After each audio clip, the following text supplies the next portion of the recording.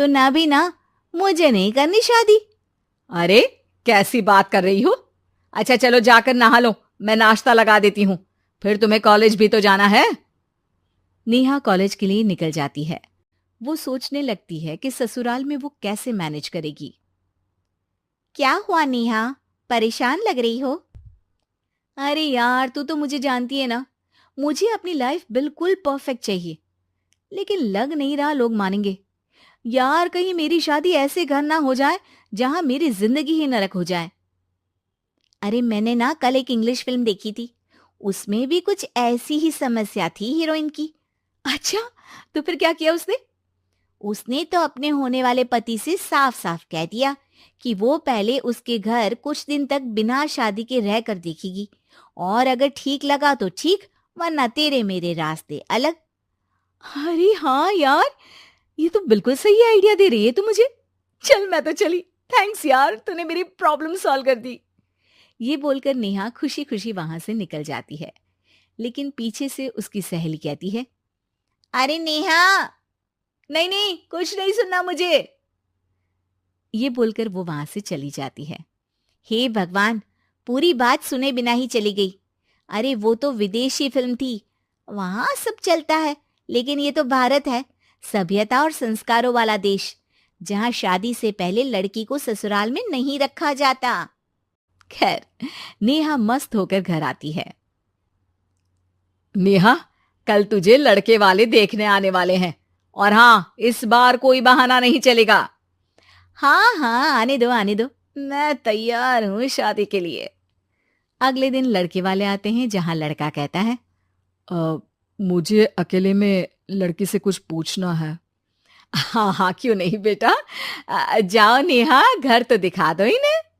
नेहा भी खुश हो जाती है कि उसे मौका मिल गया है लड़के से अपनी शर्त रखने का। देखो, मुझे ना शादी से बहुत डर लगता है, पता नहीं कैसी लड़की आए, तालमेल बना पाए कि नहीं मेरे परिवार से। मैंने कई घरों में रोज का क्लेश होते देखा है। तुमने तो मेरे दिल की बात कर दी। मैं भी यही सोच रही थी कि भाई सास तो अच्छी होनी चाहिए, पति सपोर्ट करे ना करे, रहना तो पूरे दिन सास के साथ है। लेकिन मेरे पास ना इसके लिए एक बहुत अच्छा आइडिया है। अच्छा, कैसा आइडिया? क्यों ना शादी के पहले मैं कुछ दिनों तक तुम्हारे घर आकर रह लूं, तुम लोग मुझे समझ लेना, मैं तुम लोगों को समझ लूंगी। ठीक लगा तो शादी, वरना टाटा बाय बाय। क्यों? लड़के को नेहा की बात में दम लगता है। वो घर के सभी लोगों के सामने नेहा की बात रखता है। अरे पागल हो गई है क्या? ये कैसी शर्त है? अरे शादी से पहले मैं क्यों तुझे किसी और के घर भेजूंगी रहने? अरे लड़की के ख्याल तो 20 साल आगे के हैं, इतनी भी खुले विचारों वाली लड़की नहीं चाहिए हमें। अरे माँ, क्या बुरा और गलत बोल रही है ये? रहना तो हम दोनों का है ना।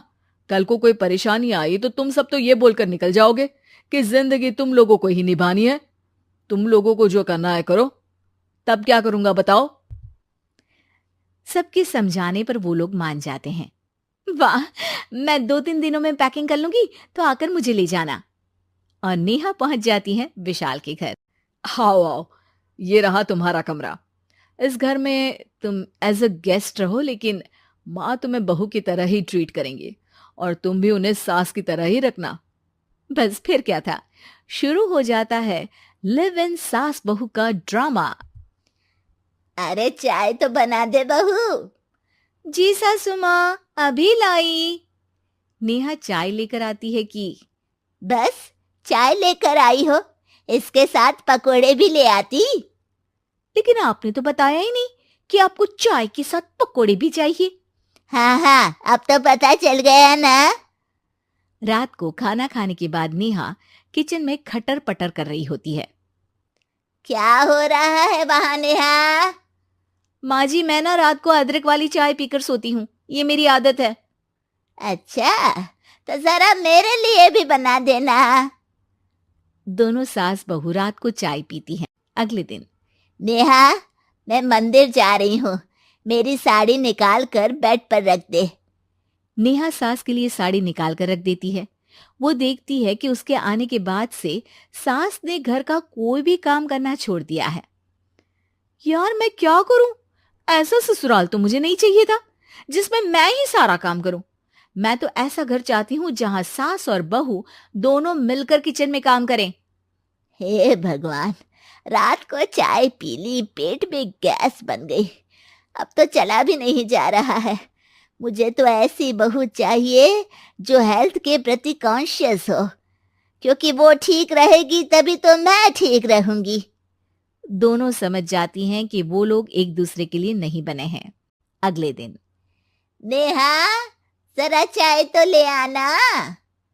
नेहा चाय के साथ चिला भी बनाकर ले आती है। सास खा पीकर सो जाती है।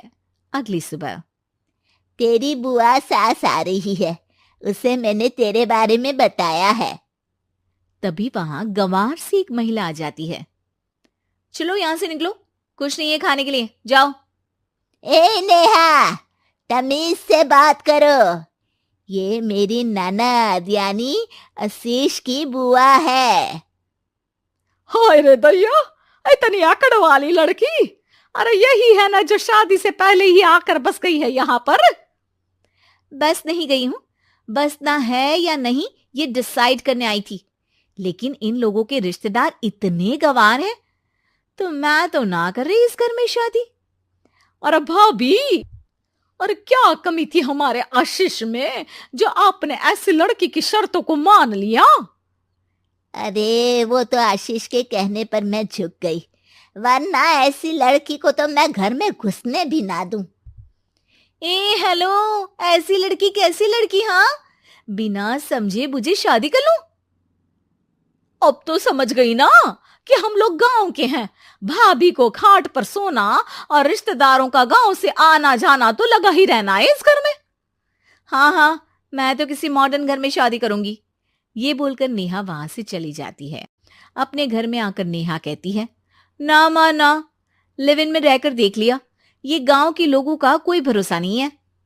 खैर, नेहा की शादी एक मॉडर्न घर में हो जाती है, जहां सास कहती हैं, हे नेहा, मैं टेनिस खेलने जा रही हूं, आओ तो जूस बनाकर रखना, और हाँ, वॉलनट्स और ओट्स भी बना लेना। जी माँ। माँ मॉम बोलो डार्लिंग, माँ इज ओल्ड फैशन। बेचारी नेहा सर पर हाथ रख लेती है। हे भगवान, ये सास तो सास ही होती है, गांव की हो या